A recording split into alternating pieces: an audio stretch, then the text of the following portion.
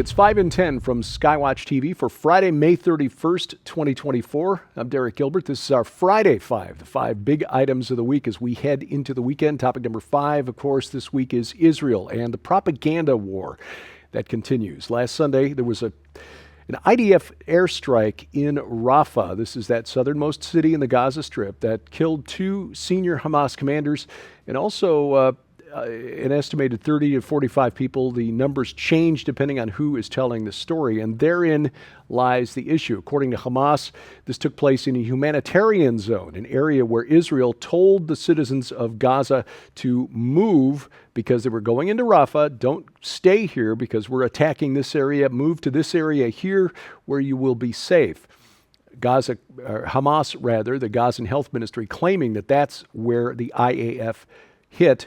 The IDF refuting that in a press conference on Tuesday held in English. IDF spokesperson Rear Admiral Daniel Hagari said that no, the actual strike took place more than a kilometer away from the humanitarian zone, and that contrary to Hamas claims, a secondary fire that broke out was not due to the rather small munitions used by the Israeli Air Force, but by fuel or ammunition being stored by Hamas at the site where its commanders were hit.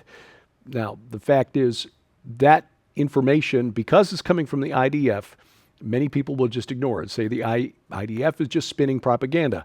On the other hand, it's been demonstrated that the official death numbers released by the health ministry in Gaza, which is controlled by Hamas, is statistically impossible. So who do we believe here?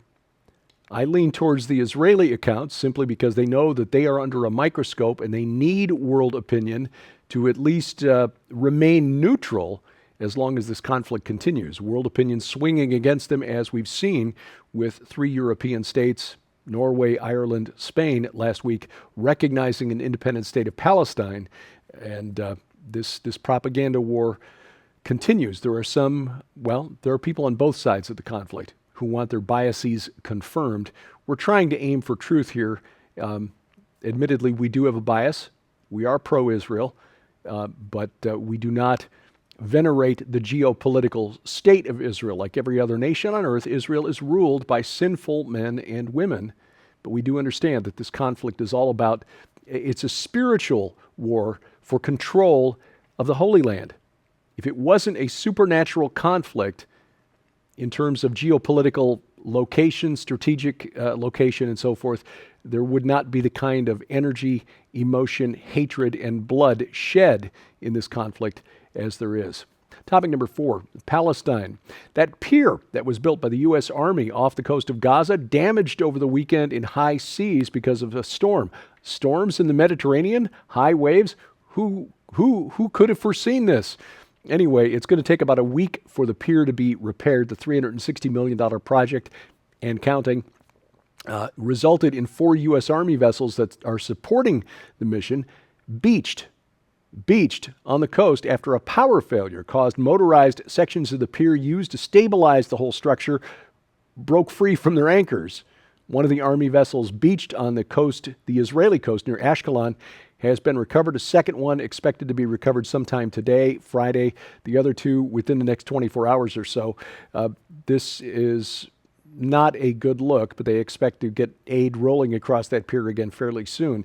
Meanwhile, this week we learned that Fatah, which is the ruling political party in Judea and Samaria, which the world calls the West Bank, the party of Mahmoud Abbas, the party of the Palestine Liberation Organization, the party of Yasser Arafat, basically issuing a call to Hamas and Palestinian Islamic Jihad to join the PLO, because now with the new recognition by Norway, Ireland, and Spain, the PLO, Fatah stepping up and saying, we are the only legitimate representatives of the Palestinian Arabs.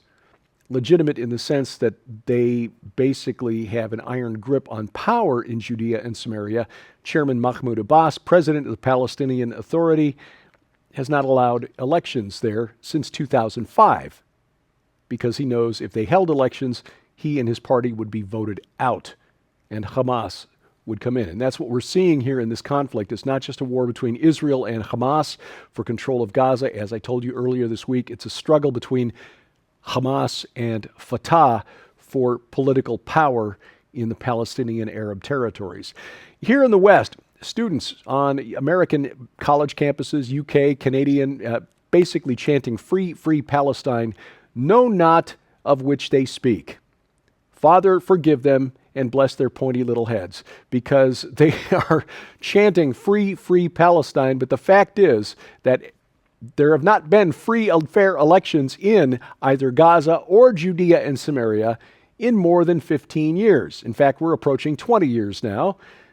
The goal of the terrorists is not a free Palestine. It is a global caliphate ruled as an iron-fisted theocracy. These kids would be first against the wall based on their lifestyles, most of them anyway. The reason they're at war with Israel is not because they just want to kill the Jews, because the Jews are oppressing them, which in fact is not the case if you actually go there and see it with your own eyes, but it's because Israel occupies land that they believe is theirs. That's the Muslim mindset. Once it's theirs, they conquered it beginning around the year 636 AD. Once Muslim, always Muslim. That's why they want to take Spain back. Spain, are you listening? The irony of your recognition of a free Palestine is unbelievable. Topic number 3, moving on. The Trump trial. I've tried not to get too deep into this because it is such a political thing, and at the end of the day, as Christians, politics, governs our daily lives, but we still have a great commission to make disciples of all nations. But just to illustrate how far removed from the Constitution we now are in Biden's America, the jury in Donald Trump's trial in New York, the so-called hush money trial, a jury's been instructed that they do not need to agree on the underlying crime behind the misdemeanor, which was the miscategorizing how the funds were kept in the books, apparently, the money that was paid to actress Stormy Daniels. They don't need to agree on an underlying crime in order to convict Trump. Which you might say, what? We'll say again, District Attorney Alvin Bragg resuscitated a misdemeanor for which the statute of limitations had long expired by saying it was used to cover up an underlying crime. But then he didn't really elucidate what crime that was. He presented to the jury 3 or 4 possible predicate crimes. It is now down to 3, a tax crime and violations of either state or federal election law, but they've not really gone to the trouble of proving that any of those crimes were committed. They're just saying this was hush money paid up to cover up some underlying crime. Judge Juan Marchand has directed the jury that they don't need to agree on what the crime was to convict Donald Trump. You could have 12 jurors split 4-4-4 on what the underlying crime is, and Marchand would count that as a conviction. This is astonishing. There are probably lawyers in Zimbabwe laughing at how ridiculous this is. Likely to be overturned on appeal if a conviction comes in. Right now, it seems the best the Trump team can hope for in this biased New York City jury is a hung jury. It is absolutely astonishing. Topic number 2, the balkanization of America. A 13th county in Oregon has passed a measure that would allow the county to move forward to secede from Oregon and join a Greater Idaho. This movement has been gaining steam over the last few years. Voters in Crooks County passed the measure 53% to 47% on Tuesday. Voters in other Oregon counties, Baker, Morrow, Sherman, Union, Lake, Grant, Harney, Klamath, Wheeler, and Wallowa, have passed similar measures. If successful, the border between Idaho and Oregon would move about 200 miles to the west from where it is. Basically, eastern Oregon, which is conservative, is tired of the insanely progressive policies coming out of the state capital. This is something that may be repeated elsewhere, which is why I bring you the story. Watch for this, because I know there are other parts of the country where the differences are becoming irreconcilable. These United States will not look the same way by the end of this century if we make it that far. Coming up, reality. It is a harsh mistress, and in some cases, it bites. That's ahead on the Friday Five. God's creation is full of mysteries. What were the giants in the Scripture? Did dinosaurs roam the earth in the days of Noah? Are we alone in the universe? Join speakers Derek Gilbert, Rudy Landa, Michael Hoggart, Greg Patton, Mac Dominic, Josh Davis, and Micah Van Huss to explore the topics your Sunday school teacher didn't talk about at the Mysteries of the Bible Verse event in Cincinnati, Ohio, June 7th and 8th. Item number 1 today, reality. It can be difficult to accept, but a Japanese man who has shelled out more than $14,000 on a very realistic dog costume so he could become a border collie has decided that the dog's life is just too difficult. That is a dude inside that costume on the screen there. Toko, the human collie, has said the challenges of moving like a dog have led him to consider imitating other animals that might be easier to imitate.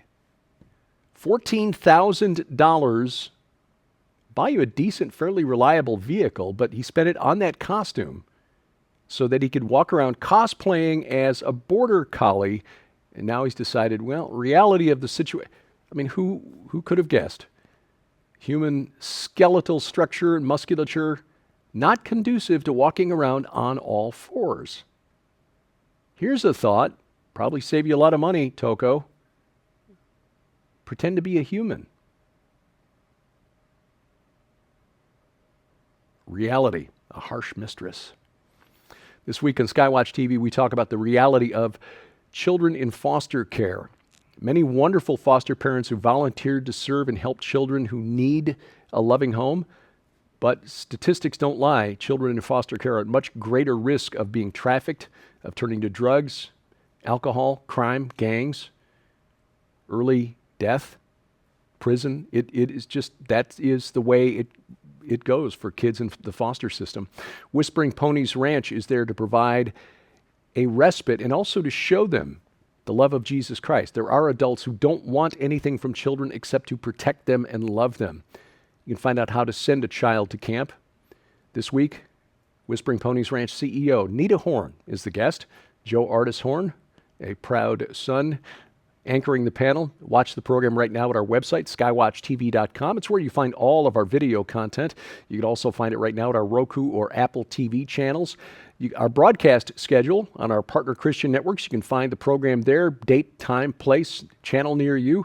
It's posted at skywatchtv.com/channels. Now, if you go to one of our video sharing sites, you can get it at rumble.com/skywatchtv, and YouTube. We're back on YouTube at Skywatch Television on YouTube. But make sure you protect yourself against us being canceled again by downloading our free mobile app to your smartphone or tablet. Bear in mind, you don't need to watch the video content on the small screen. You can use Google's Chromecast or Apple's AirPlay if you have a relatively recent smart TV. You can send the video wirelessly to your smart TV from your phone or tablet. We've got apps for basically all platforms, iOS, Android, Amazon Kindle Fire, phones, and tablets. We've got links to their app stores at our website, skywatchtv.com/app. Thank you for watching as we keep watch. Have a blessed weekend and pray for the peace of Jerusalem. I'm Derek Gilbert. This is 5 in 10 from Skywatch TV.